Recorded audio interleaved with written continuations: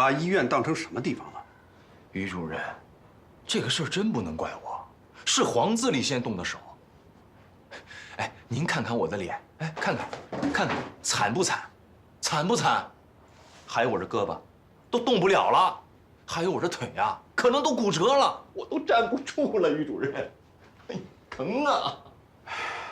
小胡，你联系一下放射科，给王俊义做一个全面的检查。是主任，这就不用了，主任，一会儿啊，我还有手术呢，咱们轻伤不能下火线的。什么手术？病态窦房结综合症和阿斯综合症，安个起搏器，手术呢不大，但是那个病人啊等不了了，我已经和病人家属都商量好了。那我先过去啊。哎，等等，你这样还做什么手术啊？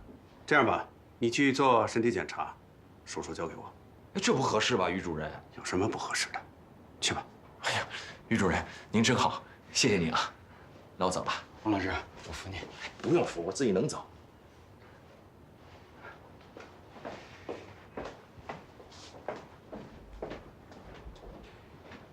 你可真有本事！等我把这台手术做完了，回来收拾你。于主任，一晚上不是还有台大活吗？您就别连轴转了，我来做吧。你行吗？我没问题。也是我让王俊义上不了手术，这活儿该我顶。你等等，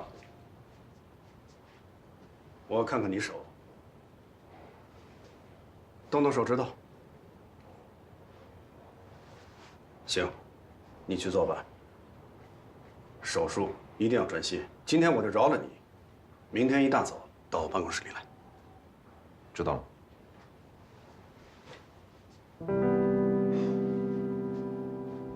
目前情况就是这样。你刚才说跟病人的交流不太顺畅，什么原因啊？还有个酒精棉。起搏器价格的事儿，本来说好德国艾德利4万多，但是病人有房产，必须加1.3万，换成智能双枪。这老太太不愿意多花这钱。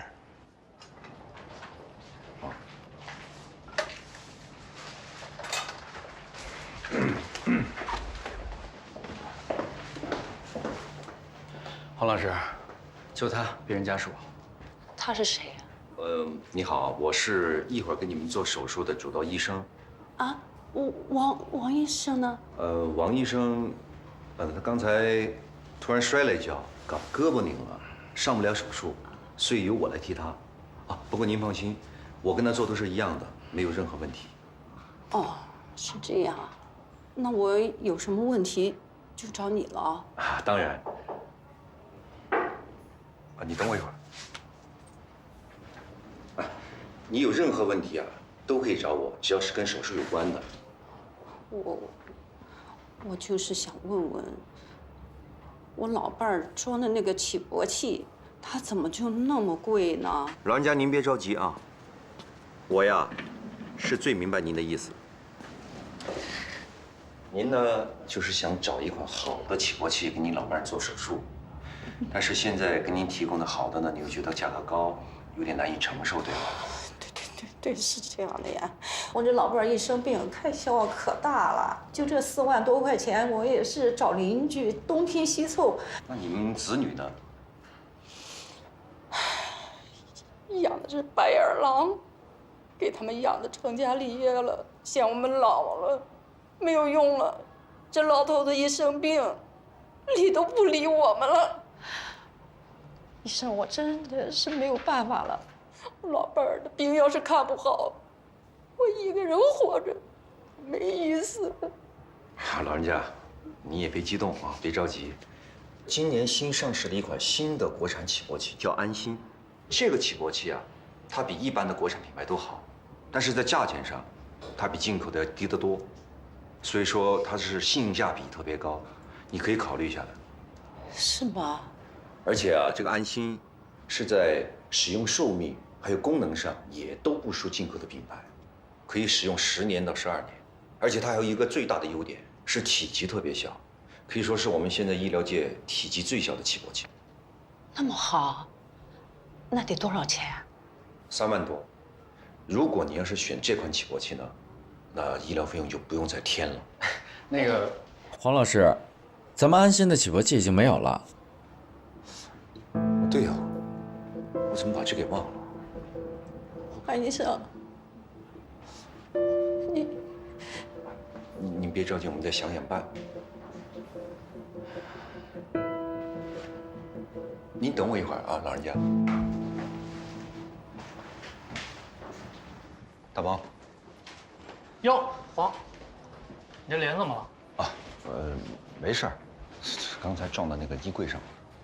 听说你高升了，行啊你。行了，烦心事多着呢。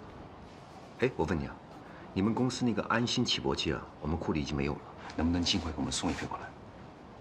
这个怎么，觉得为难？你不知道，这款起搏器现在卖的特别火。你想啊，它的功能质量都超过了进口的品牌，价格呢又比进口的要便宜，都卖爆了。我们公司现在都没货了。到底怎么了？有个病人家里困难，拿不出太多钱，我想呢，让他用你们的安心。急吗？急啊，一会儿就手术。这么着急？啊。哎，行了行了，我自己想办法吧。哎，算你今天运气不错，我车上还带着几个。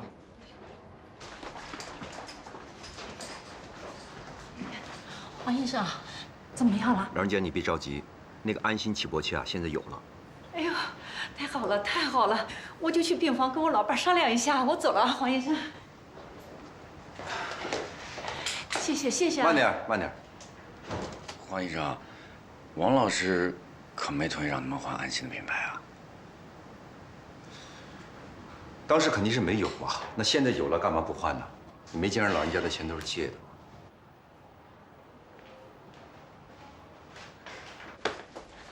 你呢，现在就回去，把货发到我们库里走程序，我待会儿就得手术。好，中午没时间吃个饭了。吃什么饭？一堆事儿，回点说。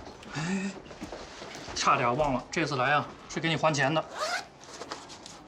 不用着急，你先拿着花，俩孩子呢。没事儿，这几个月效益不错，够花了。再说了，早借早还，再借不难。你说这事儿咱们怎么跟王老师交代啊？我哪知道？这都什么时候了，还用现金啊？啊，转账不行吗？这哥们儿是谁啊？黄老师同学，专门负责医疗器械的。公司发的就是现金，拿着。谢了，哥们儿。那行，那我先收下了。有什么需要你随时再说啊。哎，你点2万呢？点什么点啊，某同学？那我走了，赶紧忙去吧。我送你啊。别送了，咱俩什么关系？今天你帮了我大忙了，我得送你到电梯口。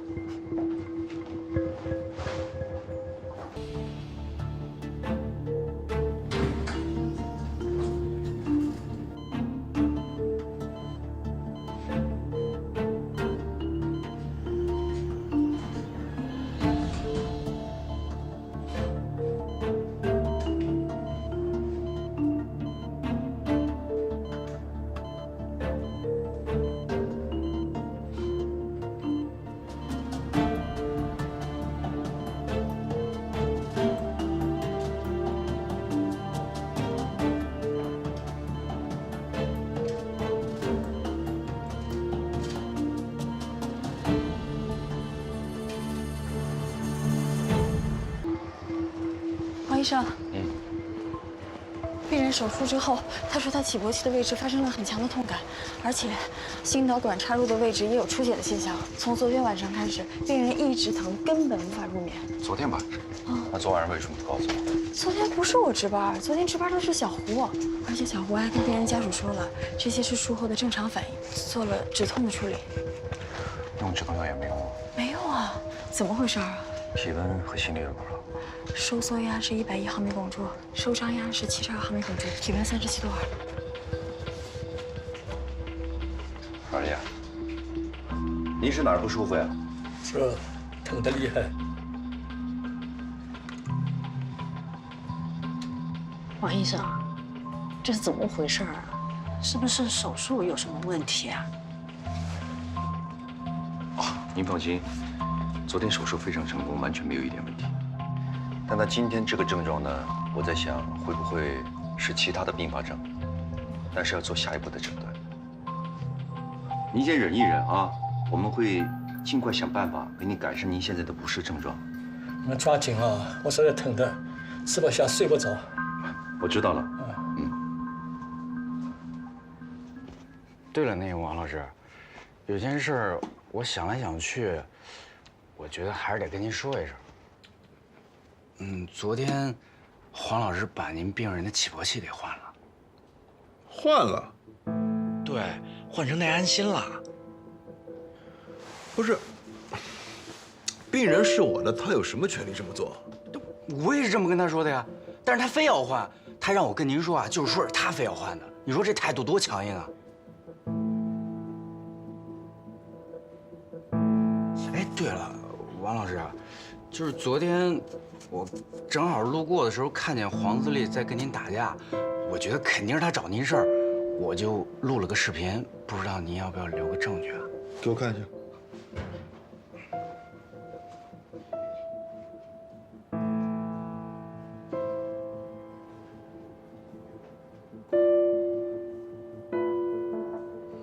太好了，我正好要起诉他，这个正好可以作为证据。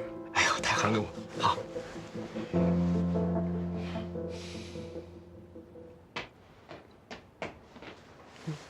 李院长，胸部再用沙袋压上，好的。继续把抗生素加强，注意炎症。必须得给他再做一次全面检查。片子呢？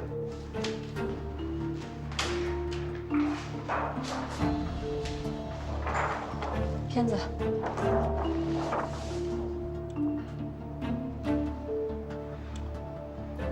我觉得这个病人的情况很奇怪，按道理不应该出现这样的现象。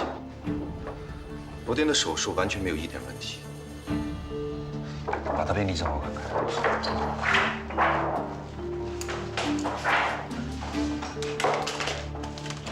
病历。报告单。就这些？就这些了。病历也太不全面了吧？尤其你看这心电图，心率每分钟52次，达到手术标准。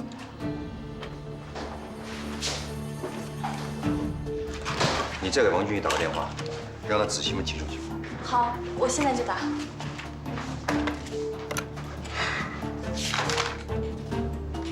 于院长专门来看你了。谢谢院长，百忙之中来看我。他挂了。再打。不瞒您说，您没来之前我还浑身疼呢，您一来，您看，啥事没有了。我有那么大的魔力呀！啊！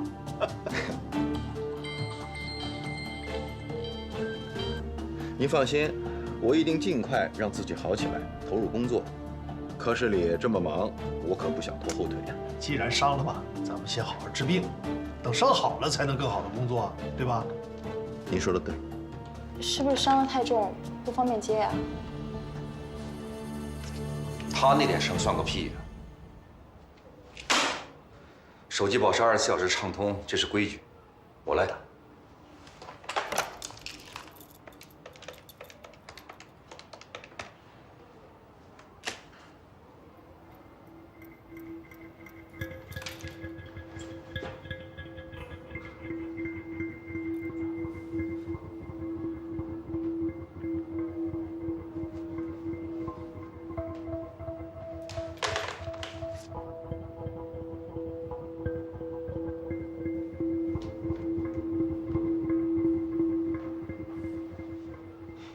我今天来，一呢是关心一下你，二来是想跟你说件事儿。您说。听说你要起诉黄自立，这个。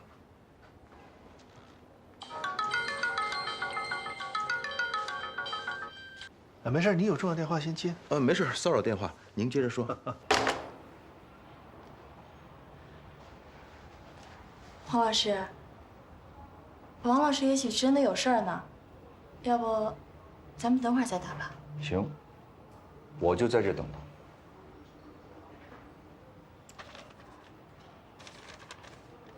我是想啊，这事儿呢，能不能就算了？都是一个单位的同事嘛，是吧？你说这件事情要传出去，说咱们医院内部的职工不团结，这多不好啊！院长，这件事儿我是真冤枉。视频是我录的没错，可是你黄自立没做过，你身正不怕影子歪呀，你来跟我说呀，跟我解释啊，或者你让那个女的过来向我澄清啊，都行。你打人算什么？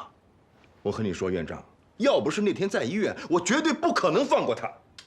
别激动，别激动。不是院长，我跟黄自立那是大学同学，又是同事，这么多年，我是怎么对待他的，他是怎么对待我的，您是很清楚的呀。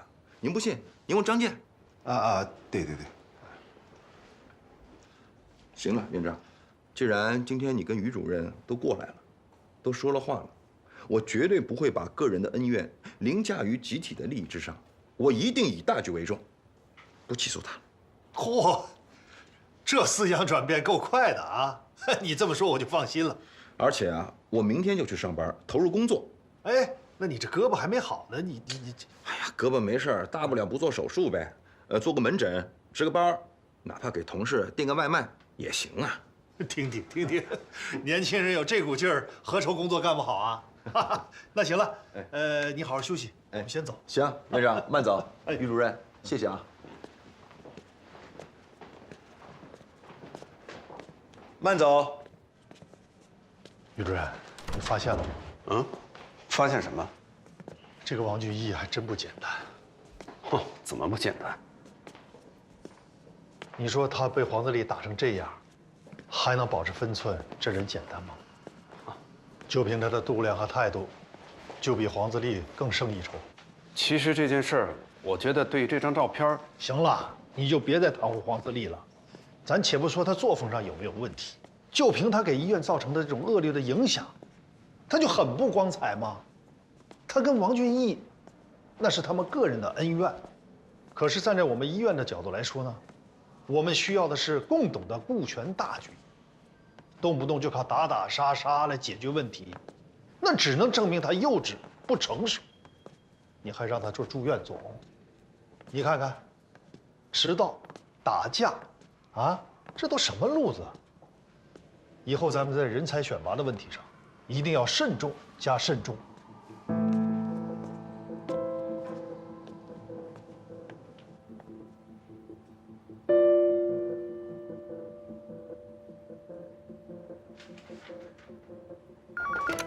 喂，王老师啊，找我什么事啊？是黄老师让我找您的。他找我什么事儿啊？他想问一下9床病人手术的事情。 9床怎么了？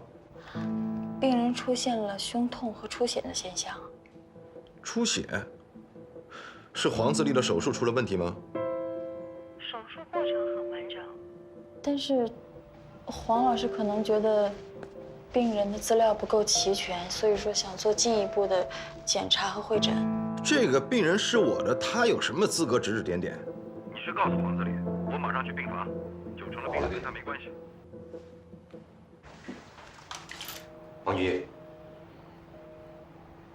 喂，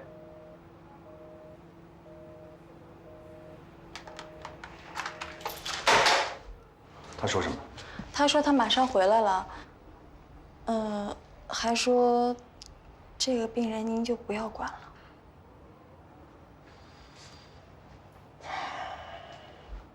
黄老师，您到底在担心什么呀？根据目前的病例，我认为手术条件不完全充分，而且病人排异现象严重，我觉得必须会诊，尽快做出判断，弄不好得重新开胸。这么严重？这也是我的判断，越快做出决断越好。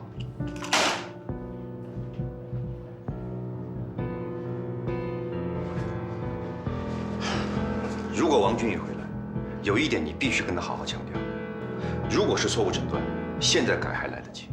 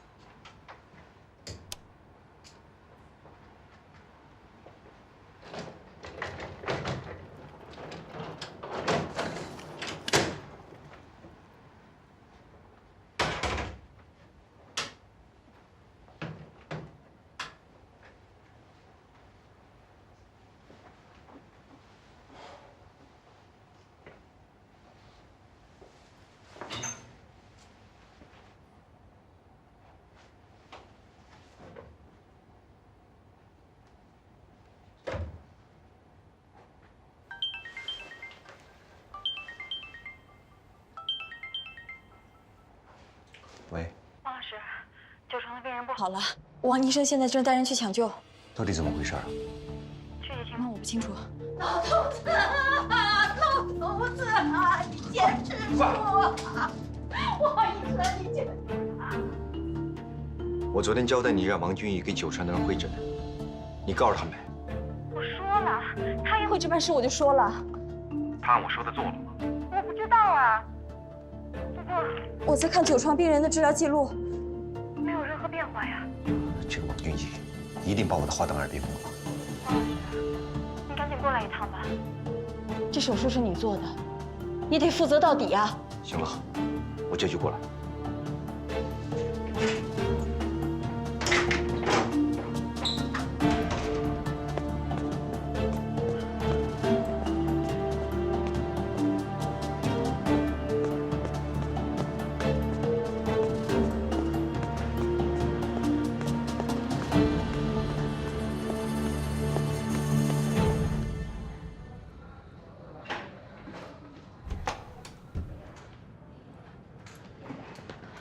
王医生，怎么样了？对不起，我们尽力了。啊！你说什么？你说什么？你说什么？老伴呢？老太太，你听我说，我们也不想这样。医院方面该做的都已经做了。你不是说是个小手术吗？小手术怎么要了人的命啊？您节哀吧。我老伴儿，你说老伴儿。老太太，您听我说，请节哀，请节哀，真的。哎呀，你们真是啊！老太太，您听我说，主刀的是黄大夫，他比较了解情况，您还是去问他吧。啊。王医生，王医生。黄医生，你不是说手术很顺利？老人家，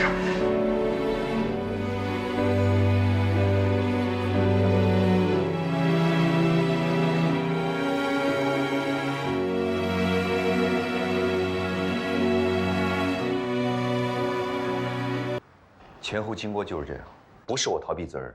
那台手术整个过程我没有一点问题。咱们还有手术记录呢。嗯，听上去手术也没什么问题。可现在的问题是，病人就死在了咱们医院。你说这么个小手术闹成这样，你让我把这事拿出来，怎么自圆其说呀？你们去看看，现在病人的儿女都找上门来了。儿女？之前怎么不出现？没见过呀。没见过不等于没有啊！3个儿子2个女儿都来了。王俊义，这个病人可是你的，你就没有责任吗？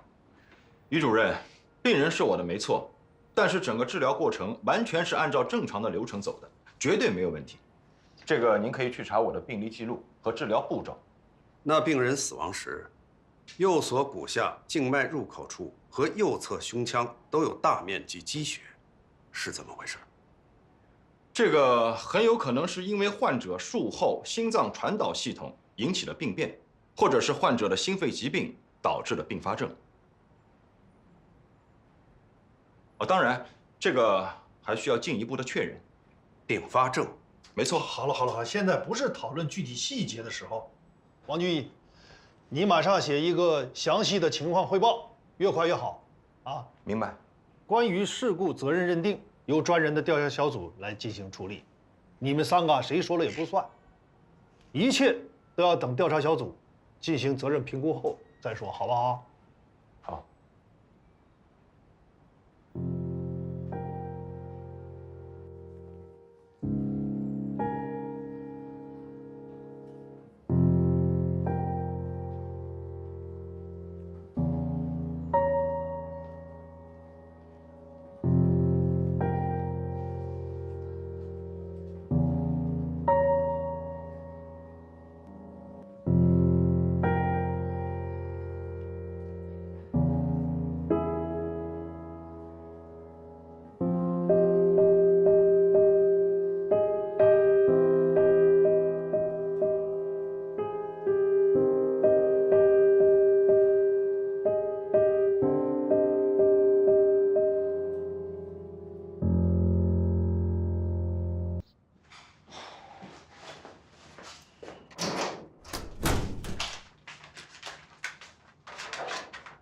你干嘛？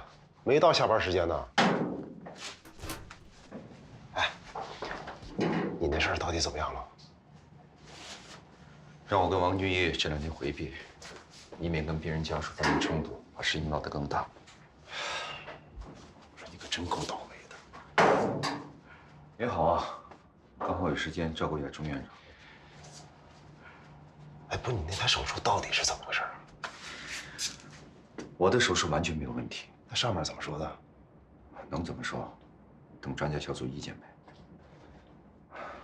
算了，不说了，真是平白无故飞来横祸。飞来横祸，你要是不打王俊义，能有这些事儿发生吗？冲动是魔鬼，但我告诉你，我还真没后悔揍他。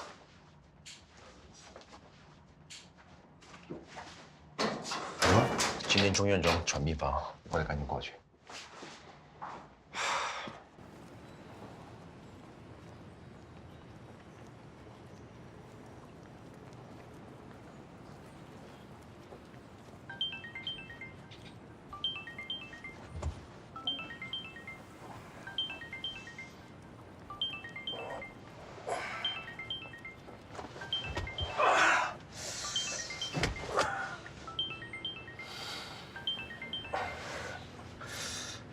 喂，于准，自立啊，你马上到医院来一趟，直接到我的办公室。好，于准。着急吗？等你来了再说吧。好。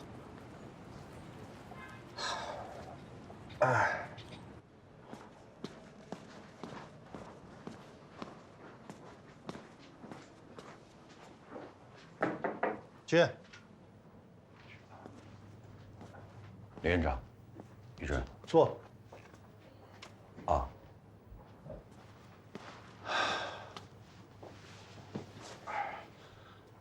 我们就不拐弯抹角了。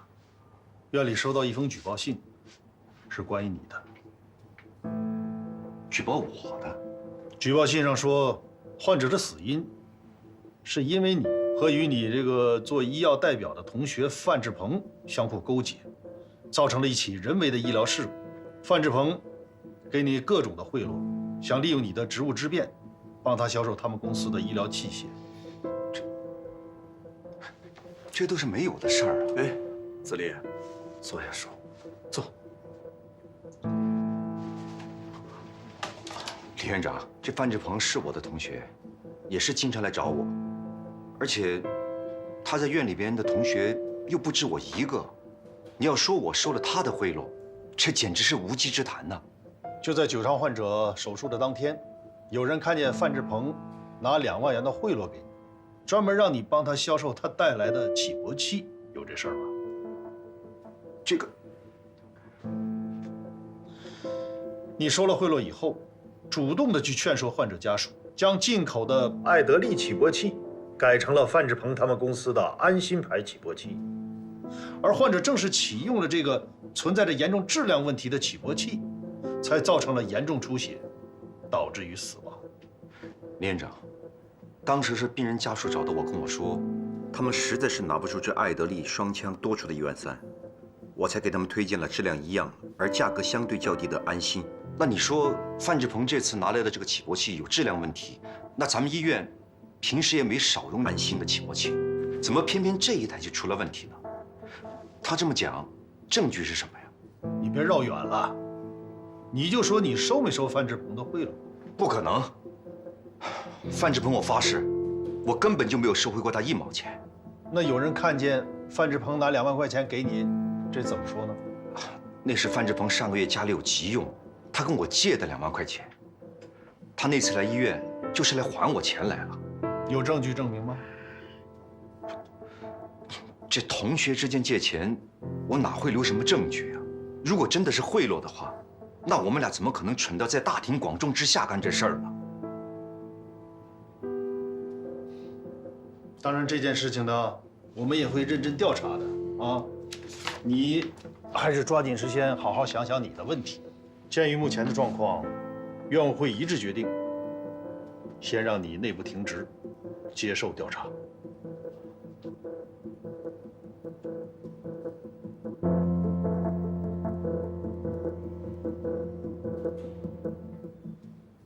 玉珍，我发誓，那天范志鹏带来的起搏器完全没有问题。我真不明白，怎么会有人在这个事情做文章？哎呀，不管怎么说，现在这个情况对你、对我们医院来说，都很被动。那王俊义不是说了吗？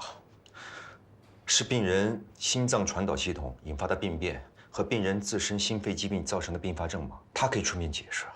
可是王俊义给医院的情况报告中只是提到了疑似并发症，并没有确定是因为并发症引起的死亡，也没有排除手术失误的可能。什么？他怎么这么说呀？加上这封举报信，你说该怎么办？主任，事到如今，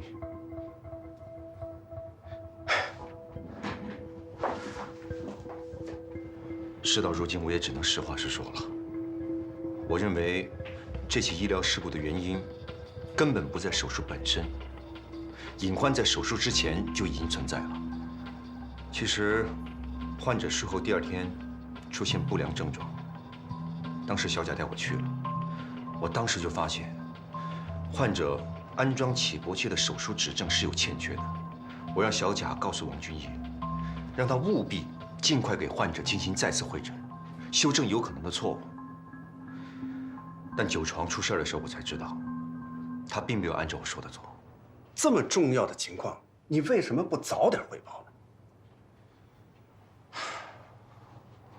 当时我跟您汇报也晚了，而且王俊义说9床如果是术后并发症造成的死亡，就算告上法庭也是站得住脚的。这么做，也是不想给医院惹麻烦。什么叫给医院惹麻烦？你是怕给自己惹祸上身吧？于仁，说实话，我有这样的私心。虽说我没有过失，但手术毕竟是我做的，而且我跟王俊义刚刚发生这么大的冲突。子立呀，你可真糊涂啊！于主任，事到如今，我们完全可以把当时患者的资料和病历来进行综合的分析，看看问题到底出现在哪儿。这还用你说吗？我早就去看过，而且所有相关的资料都是完整的，根本看不出来王俊义有任何误诊。主任，那做尸检一定可以查清楚患者的真正死因。问题是，人家病人的家属根本不同意做尸检呀。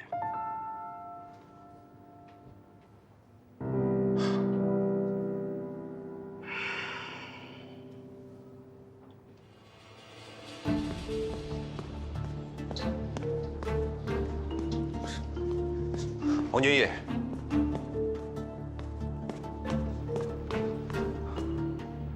见王俊义了吗？没有，没见到。您好，您拨打的电话正在通话中，请稍后再拨。见到王俊义了吗？工作没看到。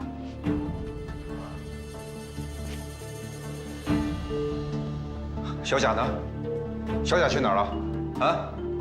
黄总，小贾昨天刚请年假了。请年假？啊？这个时候请什么年假呀？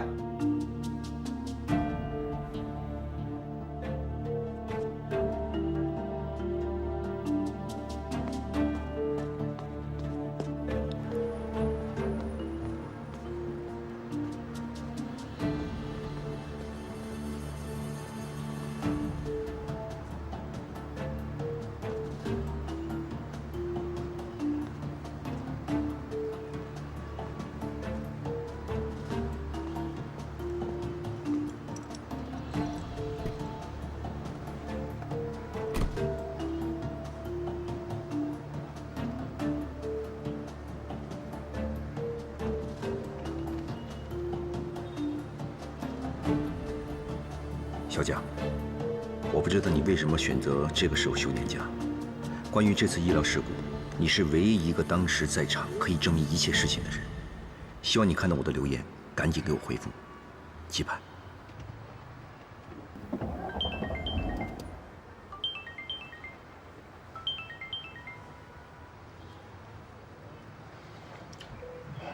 喂，自立啊，什么情况啊？怎么会出现问题呢？你听说了？我听说了。你现在怎么样？在哪儿呢？一两句话说不清楚。你在哪儿啊？要不咱俩见个面吧？行，那半个小时老地方见吧。行，行，一会儿见。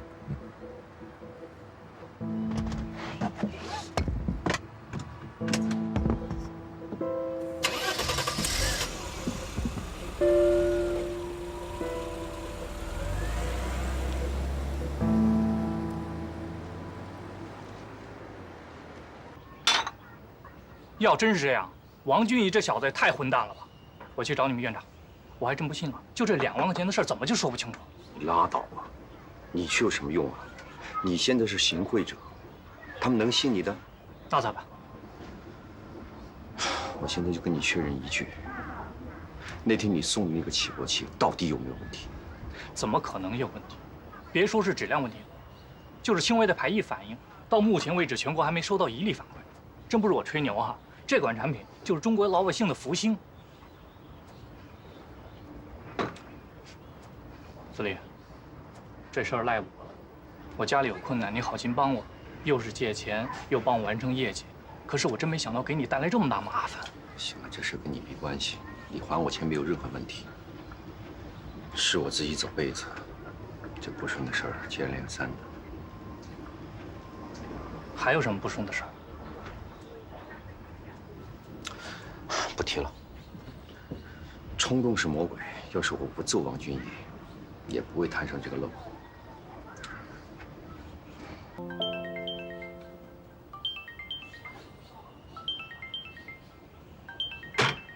钟情的电话，干嘛不接啊？万一有事呢？能有什么事儿？他一定是知道了消息来数落我。哎，子立，能不能让钟情去找一下李院长？凭着老院长的面子，李院长对你的事儿是不是得好好处理？千万别！我现在不想沾他们家一点关系。什么叫他们家？你们2口子还在乎这个？以前不在乎，现在得分清楚。不提这个了，我自己想办法吧。那这样，一会儿我去公司，怎么着也得把安心的质量问题跟你们医院解释清楚。你再找找王俊义。王俊义不接我电话，他能这么干，肯定不会松口的。那也只能去找家属谈了。你跟他们好好商量商量，看看能不能同意解剖，也许这样你还有救。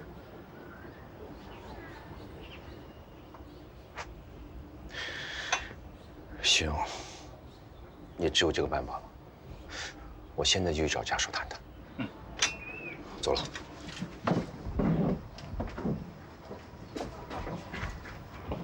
你坐着说，坐。我不坐，我就在这儿跟您说，李院长，我向您保证，黄自立绝对不是这种人。他这个人非常积极向上的，也很爱惜自己的名誉，他不可能为了2万块钱就断送自己的前途啊。我知道黄自立不是这种人，可是问题是有举报信，还有目击证人。有人看见他收钱，也不能代表他是在收受贿赂啊，对吧？钟情，我理解你现在的心情，可是你也得给医院时间调查吧。贿赂的事情，其实我不着急，我相信院里面最终是能调查清楚的。但是医疗责任认定，这医院得抓紧吧。那更不好办，只有验尸才能查清责任问题。可是人家家属根本不同意呀。那院里面能不能想办法再去做一下家属的工作？因为如果这件事情不查清楚的话，以后还会出现类似的情况。行吧，那我让于主任再代表医院去跟他谈一次。那太感谢李院长了，我现在赶紧去找一下王俊义。哎，钟情，你刚生完孩子得坐月子，别累坏了身体。我知道，但这事儿牵扯到黄自立，我也不能袖手旁观啊。那谢谢李院长，我先走了。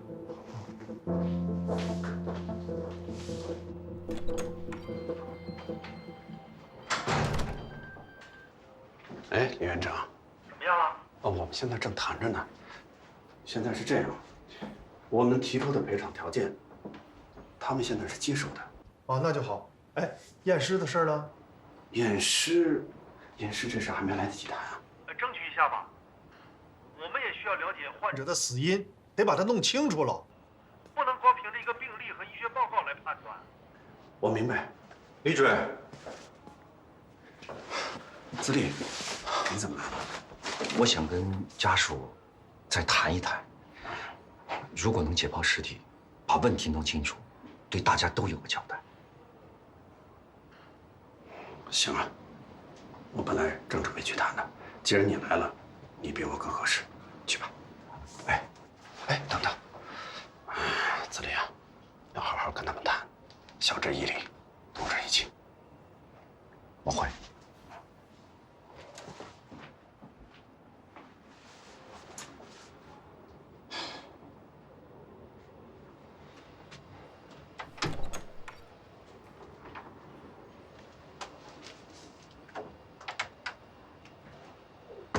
都说了，真的不是我写的举报信。不是你是谁？你敢发誓吗？我对天发誓，不是我。黄自立替我做手术那会儿，我正躺在病床上休息呢，我根本就不知道他跟范志鹏的勾当。如果我知道了，我是肯定不会同意他换起搏器的。在这件事情上，他是做的有点欠妥。毕竟病人是你的嘛，他应该提前跟你商量一下。嗨，钟情，你算是说在点儿上了。这个黄自立，自从他当了那个住院总，那叫一个膨胀啊，目中无人，把谁都不放在眼里。别说跟我商量了，这么大的手术都不跟主任商量一下，自己就做了。哼，一时风光无限啊！现在怎么着？他这叫做自作自受。行了，你就别说风凉话了。黄自立现在很被动，你作为同学，你就没说想想办法怎么帮帮他。而且这件事情，你难道一点问题都没有吗？我有什么问题？如果不是他打我，能有这件事吗？打人呢，是他不对，但是这个手术很常规啊，你我都很清楚，以他的能力是不可能有什么问题的，除非病人有其他什么情况。什么情况？如果不是并发症引起的死亡，那就有可能是术前检查不够彻底，说明这个病人根本没有达到做手术的条件，那就是你的问题了。那只是你的猜测，是不是我的猜测？我觉得你的心里应该很清楚啊。那你要我怎么办呢？我觉得我们应该去找一下于主任，把这个病历再补充完整一点。行啊，谢谢啊。你跟我客气什么？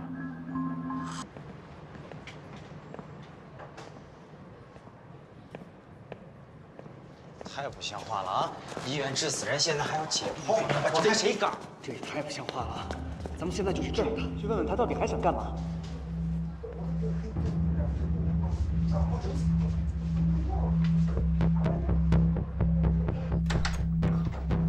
谁呀？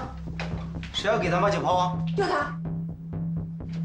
哦，你好，我是医院的医生，想跟你们商量商量，能不能给你的父亲做个尸检？尸检？为什么呀？哎，不是你谁呀？你叫什么名字？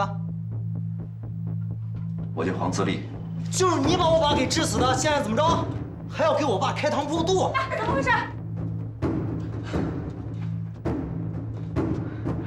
哎呦，警察同志，什么情况？您来的正好，您快给我们评评理。我爸来这医院做个小手术，没几天就死了。您说让我们这些做儿女的怎么接受啊？你先冷静一点，医院还在调查，还没有定论。之所以我要做尸检，就是要弄清楚病人真正死因，还你们一个公道。这样，你们先让他出去等着吧。警察同志，您可得给我们做主啊！您好好查查，不能就这么算了啊！就是，好好查查。对，到底怎么回事？冯警官，情况不是这样的，我必须要跟他们说清楚。说什么清楚啊？人家家属现在情绪非常激动，让他们冷静一下。来不及了，他们还把人送到殡仪馆去了。那你也不能拦着不让送吧？这次医疗事故，我完全是被人蓄意陷害的。我现在只有做尸检这一条路，才能证明我的清白。要不然的话，我就是有3头6臂也说不清楚了。滚！你现在说什么都没有用，人没了，谁的责任对人家家属来说重要吗？还有你根本没有权利要求尸检。那你说怎么办？司令，别勉强了，他们都走了。司令啊，是这样，刚刚王俊来找我，说这台手术重新做了评估，结论是病历和医学报告不完整，需要修改。病人极有可能是并发症引起的死亡，所以不用再验尸了。你跟我来一趟。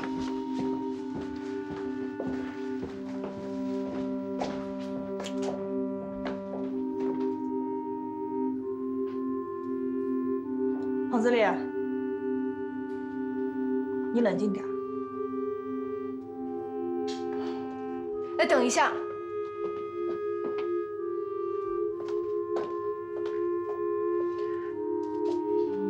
什么事儿？方警官，谢谢你。不客气。再见。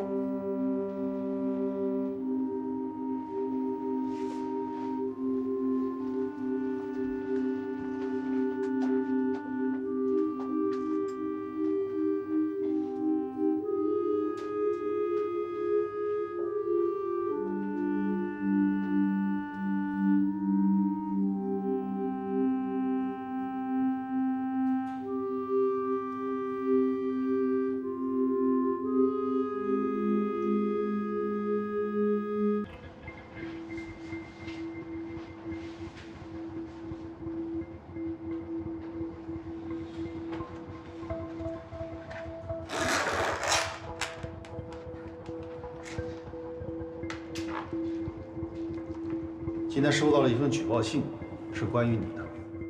举报信上说，患者的死因是因为你和与你那个做医药代表的同学范志鹏相互勾结，造成了一起人为的医疗事故。所有的这些资料都是完整的，根本就看不出来王俊义有任何误诊。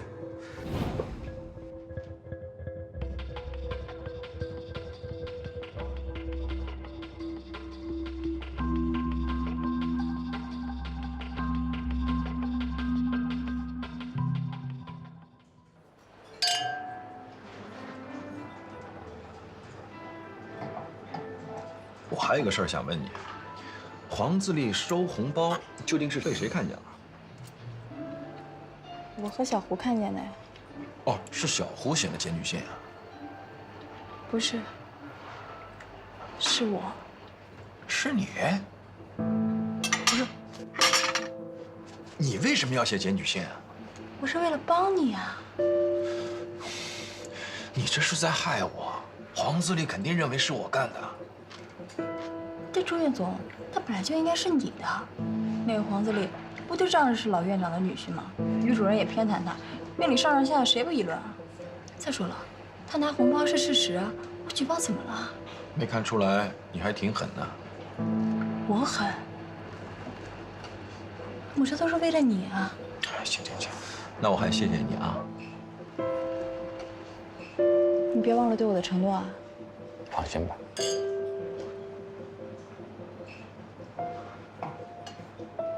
来，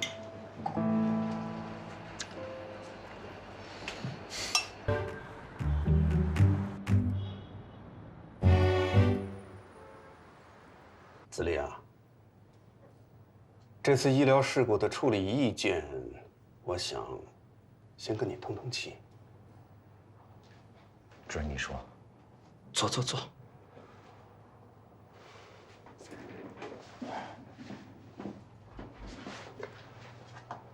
这次事故经过院里调查组调查研究认定，病人死亡是由并发症引起的，也就是说，已经排除了人为手术失误和安心起搏器的质量问题。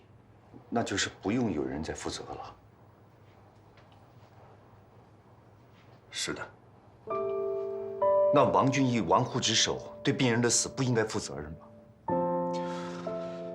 是这样啊，你让小贾传给王俊义复诊的那些话，调查组呢认真的问过小贾，小贾当时很紧张，说不记得你说的这些话了。他胡说，这怎么可能不记得呢？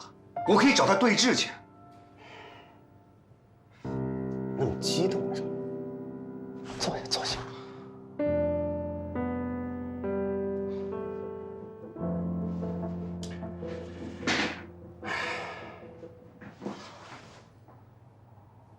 这样吧，这事儿我们先放一放。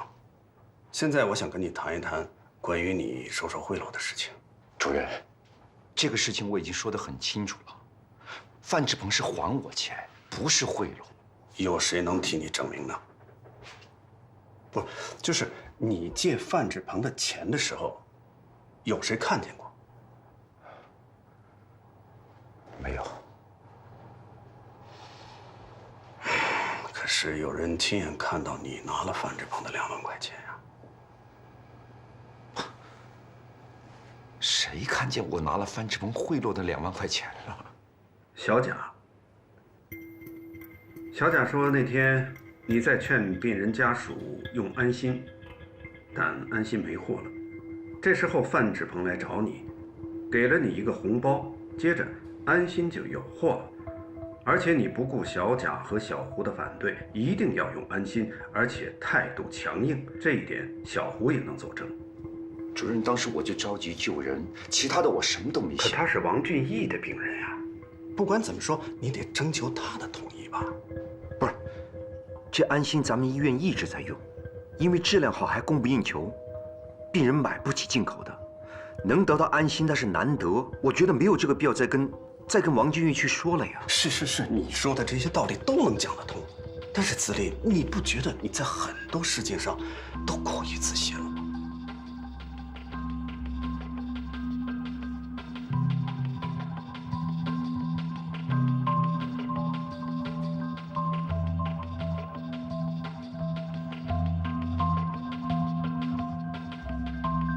您说的对，主任，我是太自信了。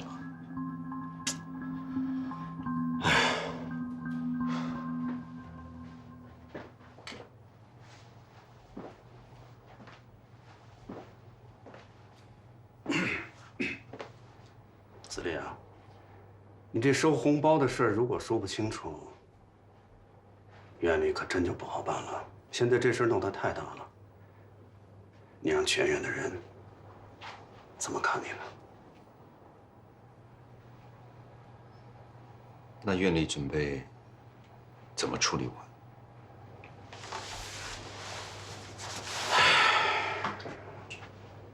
你也知道，院里对这种事情一向是深恶痛绝的，这次对你也不会网开一面。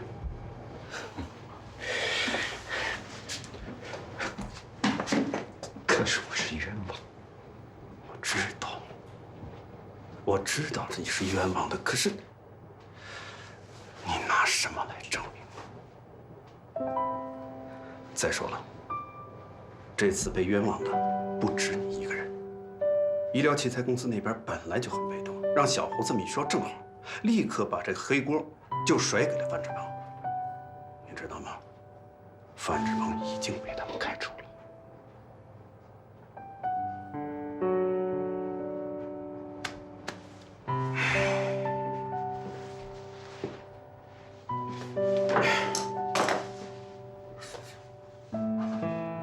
说实话，这件事处理的，我心里也挺别扭。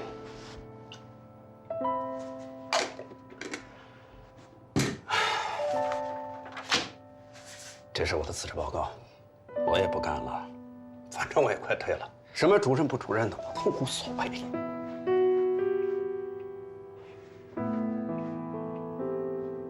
别这么看着我，这多大的事儿啊！你是不知道。医学院那边早就想让我去当教授，给他们带学生，我那是一直找不到借口。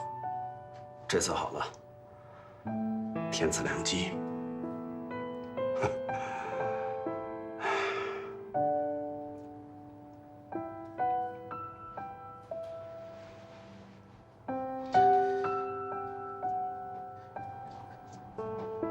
都是我的错，主任。不起，是我连累你了。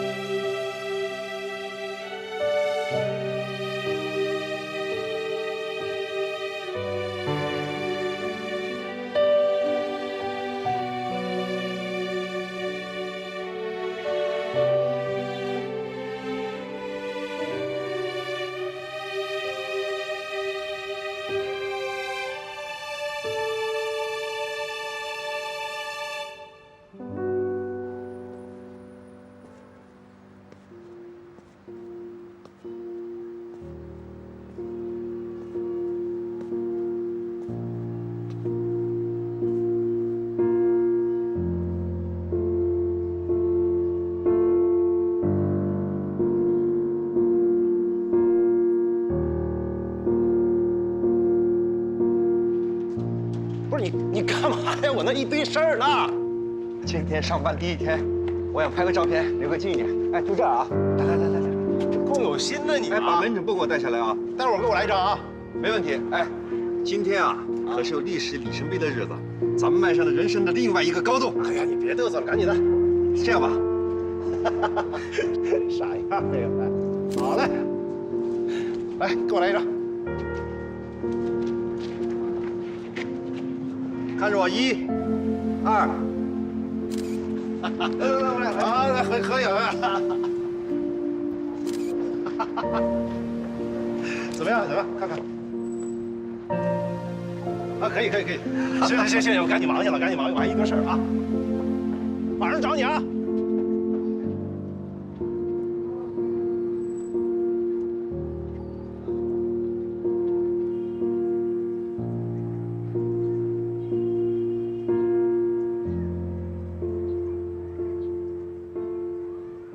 自立，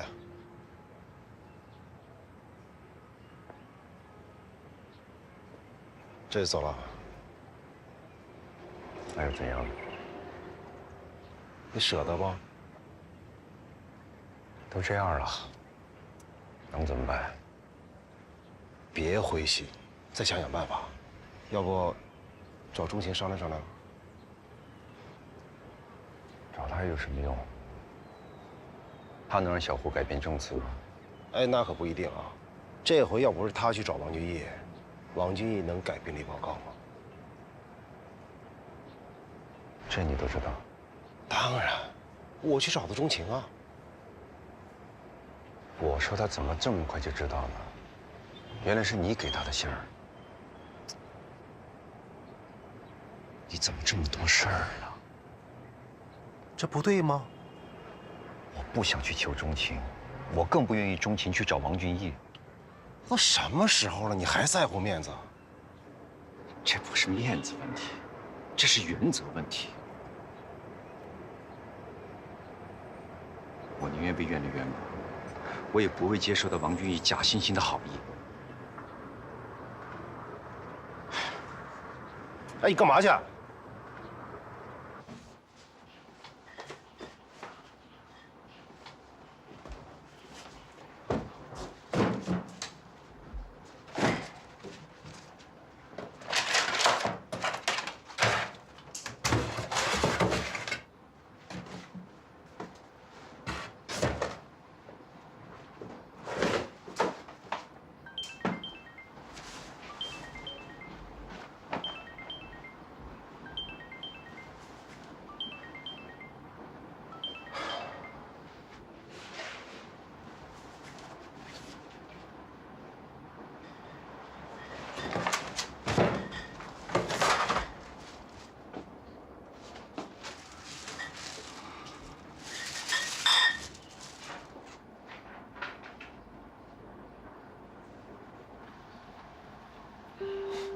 你就别担心我了，我没事儿。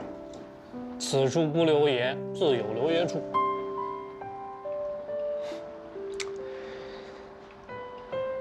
你说咱俩是难兄难弟，到底是谁沾了谁的光？子离啊，对不住啊，我没有本事替你翻案。你别这么说，我没这意思。我最看重的2个家，医院、老婆，